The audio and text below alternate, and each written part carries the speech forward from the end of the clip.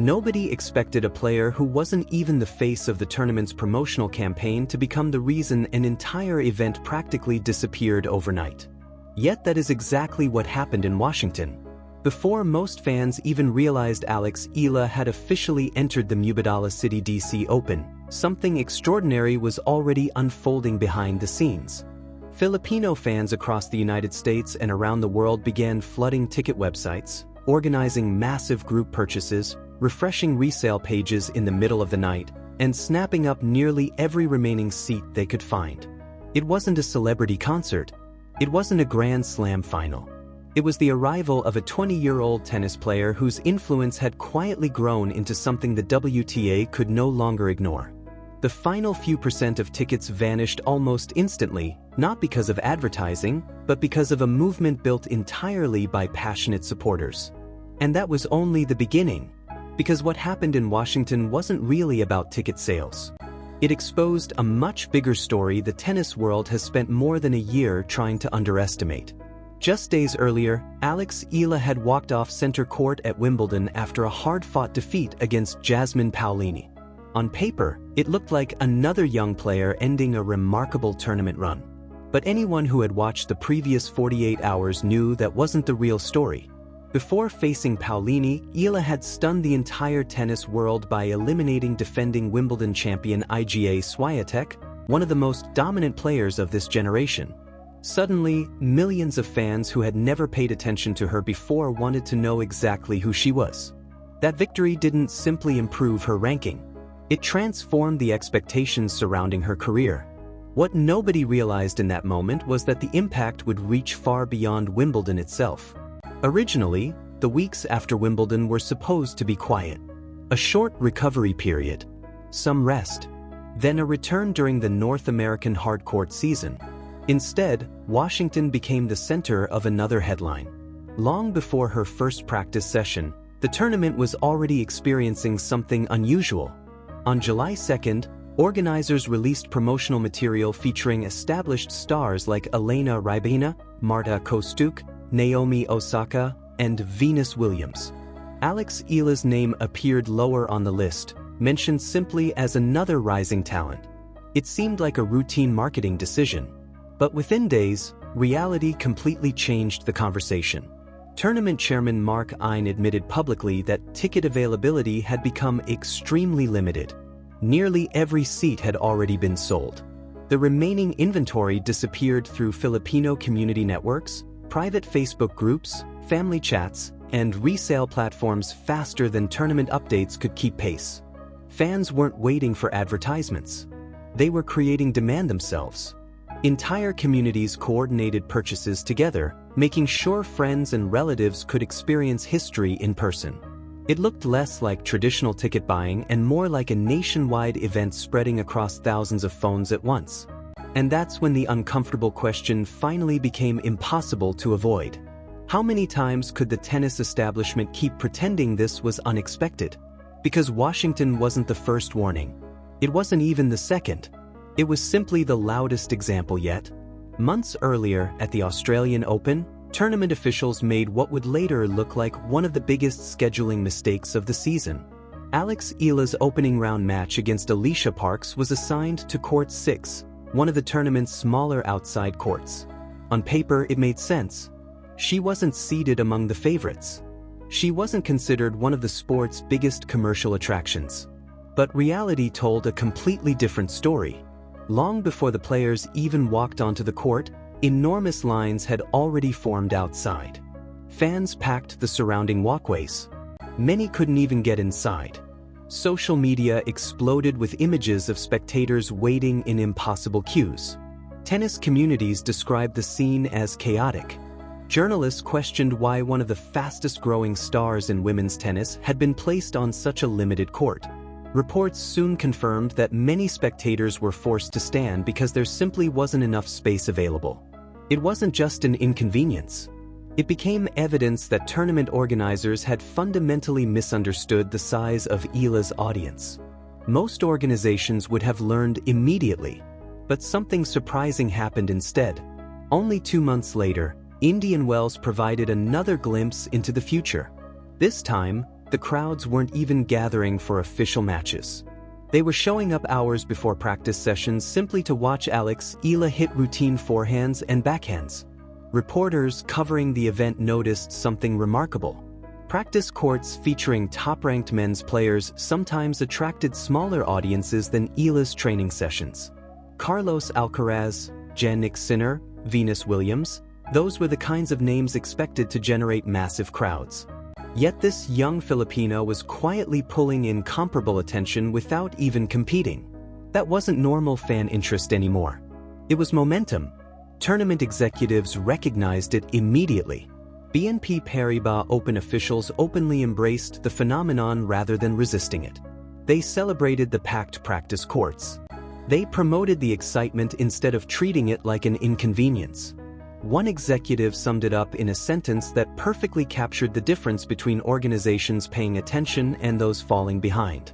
They loved every minute of it because they understood what it represented. That response stood in complete contrast to what had happened in Melbourne. 2 tournaments. Same player. Completely different understanding of what was unfolding. Then came Wimbledon. If there had still been anyone questioning whether Alex Eala belonged among the biggest names in tennis, July answered that question forever. Against defending champion Iga Swiatek, Eala produced the performance that changed everything.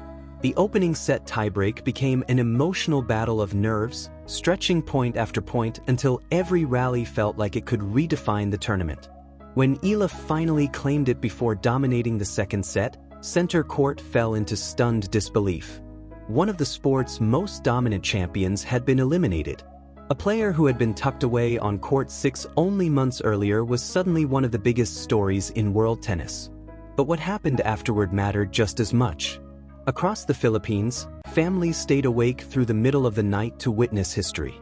In Dubai, Toronto, California, Virginia, London, and countless other cities with large Filipino communities, celebrations erupted online. Social media feeds flooded with emotional reactions. Fans who had supported Eala since her junior days felt something incredibly satisfying. They weren't discovering a new star. They felt vindicated. For years they had insisted she possessed something special. Friends dismissed them. Tennis analysts remained cautious. Tournament organizers treated her like another promising prospect waiting for a breakthrough. But after Wimbledon, nobody could dismiss those voices anymore. The community had seen the future long before the rankings finally reflected it. And that is exactly why Washington's ticket frenzy became so significant. It wasn't driven by hype. It was driven by belief that had been building for years, quietly growing beneath the surface while much of the tennis world looked somewhere else. But the most fascinating part of the story hadn't even happened yet. Because one of the greatest champions the sport has ever seen had already predicted exactly what was coming, months before the rest of the tennis world finally started paying attention. The voice that recognized it first wasn't coming from a marketing executive or a tournament promoter. It came from someone who has spent more than 2 decades watching tennis stars rise, fade, and disappear. Novak Djokovic has seen every kind of hype the sport can create. He has watched teenage prodigies receive impossible expectations, witnessed media campaigns manufacture future champions, and competed against nearly every generation of elite talent. Few people understand the difference between temporary excitement and genuine cultural impact better than he does. So when Djokovic looked at Alex Eala and the crowd surrounding her, he didn't see a passing trend. He saw something far more important.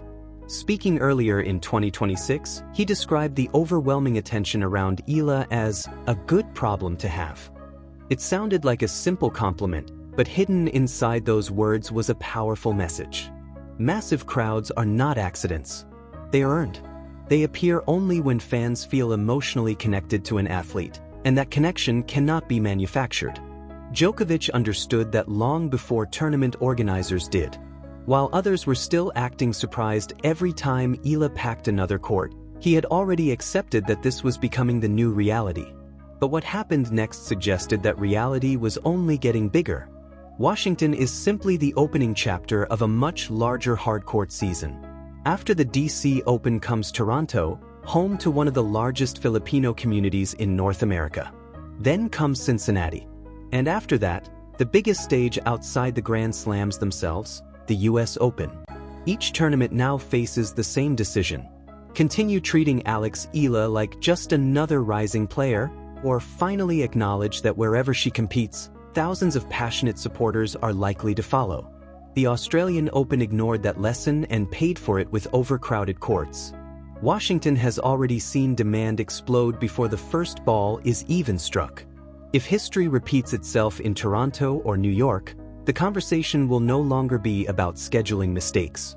It will become a question of whether the WTA truly understands one of its fastest-growing global stars. The reason this matters goes far beyond tennis rankings. The Philippines is a nation of more than 115 million people, where basketball has dominated the sporting culture for generations. Yet month by month, Alex Eala is introducing an entirely new audience to professional tennis. Every victory brings new fans. Every headline inspires another young player to pick up a racket. Add to that millions of Filipinos living across North America, Europe, the Middle East, and Australia, and suddenly the WTA has access to an audience unlike anything it has experienced before. This isn't simply about one athlete becoming popular. It is about an entire community finding someone they proudly call their own. Of course, none of this success has come without sacrifice. Wimbledon also reminded everyone that even breakthrough stars are human. During her match against Jasmine Paolini, viewers noticed protective tape wrapped around Eala's left forearm. After weeks of intense competition, the physical toll was becoming visible.